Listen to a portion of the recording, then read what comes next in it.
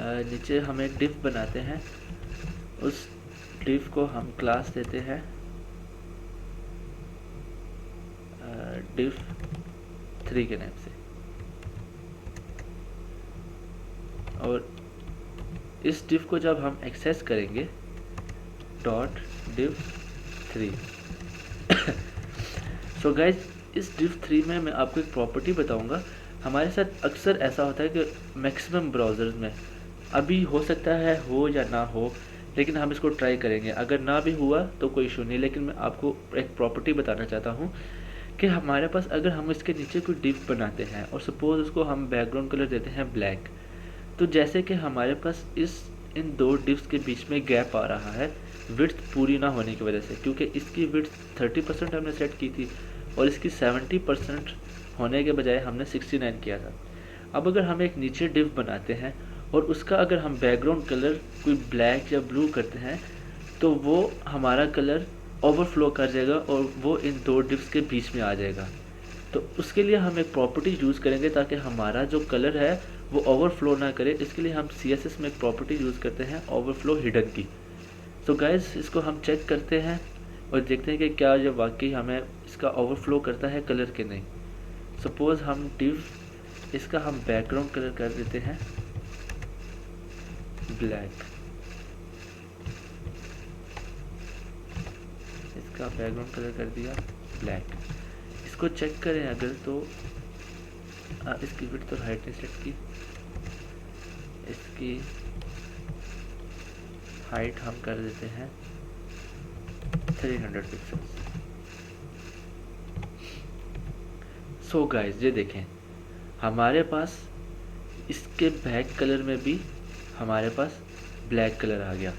तो अब इसको हमने हाइड करने के लिए हम एक प्रॉपर्टी यूज़ करेंगे CSS की, जो कि होती है हमारी ओवरफ्लो, और उसको हम हाइड कर देंगे। तो ट्राई करते हैं वो प्रॉपर्टी, इसकी ओवरफ्लो हिडन।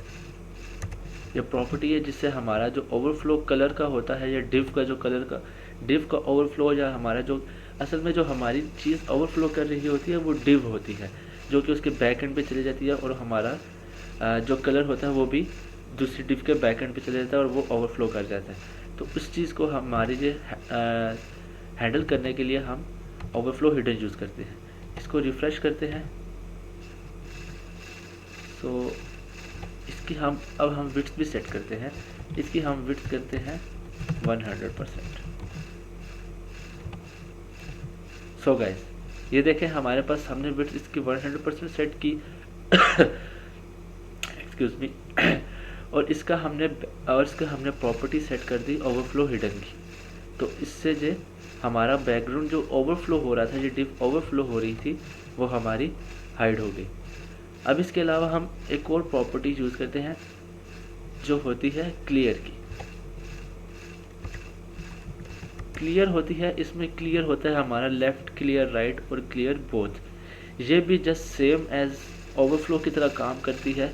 इसमें हम जो मैक्सिमम यूज़ करते हैं वो बोथ यूज़ करते हैं। बोथ मतलब कि क्लियर लेफ़्ट से भी अगर कोई ओवरफ्लो हो रहा है उसको भी क्लियर करे, और अगर राइट से भी कोई ओवरफ्लो हो रहा है उसको भी वो क्लियर करे। इसको हम रिफ़्रेश करते हैं। जैसे कि हमारे पास ओवरफ्लो कोई था नहीं, इसलिए ये ओवरफ्लो नहीं हुई। इसके बाद हम चाहते हैं कि इसके बीच में थोड़ा सा डिफरेंस आए इन दो डिव्स के बीच में।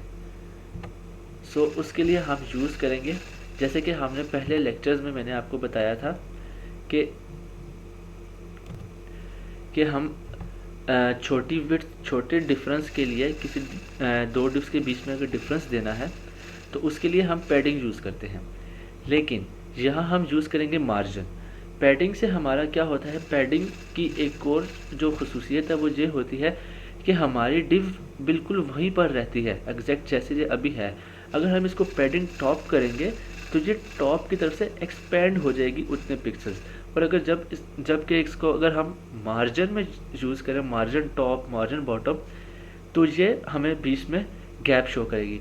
एक आपको एग्जांपल देता हूँ कि सपोज़ इसी डिव को मैं चाहता हूँ कि ये पैडिंग टॉप से 10 पिक्सल्स या 200 पिक्सल्स, ताकि थोड़ा सा हमें नज़र आ जाए, 200 पिक्सल्स में इसको पैडिंग टॉप देता हूँ तो देखिएगा क्या रिज़ल्ट आता है। इसको पैडिंग टॉप किया और इसको 100 पिक्सल्स कर देते हैं। अब गाइस देखिएगा इसमें क्या व्यू आता है। इसको रिफ़्रेश करते हैं और ये देखें हमारी टॉप से वो 100% नीचे आ गई, यानी कि एक्सपेंड हो गई।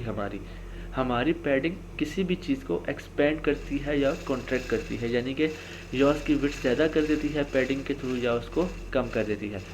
इसके बरक्स अगर हम चाहते हैं, हमारा जो मेन मकसद है वो ये है कि हम ऊपर वाले डिप और नीचे वाले डिप्स के बीच में गैप लाएं, तो उसके लिए हम यूज़ करेंगे मार्जिन। सो उसके लिए हम सेट करते हैं मार्जिन टॉप। मार्जिन टॉप से हम चाहते हैं 20 पिक्सल्स नीचे आए। इसको ब्राउज़र में जाके रिफ़्रेश करते हैं और ये देखें कुछ इस पे इफ़ेक्ट नहीं हुआ। इसकी रीज़न क्या है कि हमने जो ऊपर डिप्स बनाई उनको हमने फ्लोटिंग दी, एक को लेफ़्ट किया और एक को राइट किया। अब जो हमारी नीचे वाली डिप है, अब हमारे साथ हम ये चाहते हैं कि उसके बीच में गैप आए, तो उसमें गैप अभी इसलिए नहीं आ रहा क्योंकि इसको हमने कोई फ्लोटिंग नहीं दी और बाय डिफ़ॉल्ट जो फ्लोट वो उठा रहा है वो फ्लोट हमारा राइट का उठा रहा है। इसलिए अब इसको अगर हम फ्लोट लेफ़्ट कर दें, क्योंकि हम चाहते हैं कि जो लेफ़्ट की तरफ हो जाए फ्लोट, क्योंकि हम जो बाय डिफ़ॉल्ट होती हैं वो लेफ़्ट ही होती हैं, लेकिन बाज़ औक़ात ऐसा होता है कि हमारा मार्जिन जब काम नहीं कर रहा होता तो उसको हम फ्लोट लेफ़्ट करते हैं ताकि वो हमारा मार्जिन काम करना स्टार्ट कर दे। इसको रिफ़्रेश करते हैं और ये देखें इसको फ्लोट लेफ़्ट किया और वो हमारा उसने मार्जिन ऊपर से नीचे दे दिया, यानी कि उन दो डिप्स के बीच में गैप दे दिया। सो गाइस एक बार फिर आपको रिव्यू करवा दूँ ये, क्योंकि इंशाल्लाह अब नेक्स्ट से हम एक छोटा सा टास्क करेंगे जिसमें हमारी डिप्स ही होंगी, उनकी फ्लोटिंग होगी। तो सबसे पहले इसमें हमने 2 डिप्स बनाई, 3 डिप्स बनाई और पहली डिप को हमने फ्लोट लेफ़्ट किया, उसको परसेंटेज दी, उसको हाइट दी, विड्थ दी और उसका बैकग्राउंड कलर सेट किया। सेकंड में भी हमने उसको फ्लोट राइट किया, उसको विड्थ दी और इसको हाइट दी। और थर्ड में जो हमने मेन जो आज प्रॉपर्टीज़ पढ़ी, एक तो वो फ्लोट पढ़ा, इसके बाद हमने क्लियर का पढ़ा, ओवरफ्लो का पढ़ा और मार्जिन टॉप का। सो गाइस इंशाल्लाह अब नेक्स्ट जो हमारा लेसन होगा उसमें हम एक कुछ छोटा सा टास्क करेंगे और उसमें मैं आपको बताऊंगा कि अगर कोई भी वेबसाइट बनानी हो, किसी भी किस्म की वेबसाइट हो, तो उस वेबसाइट को बनाने का सबसे बेसिक और सबसे मेन स्ट्रक्चर वो क्या है, वो इंशाल्लाह अब हम नेक्स्ट टॉपिक में डिस्कस करेंगे। टिल देन अल्लाह हाफिज़।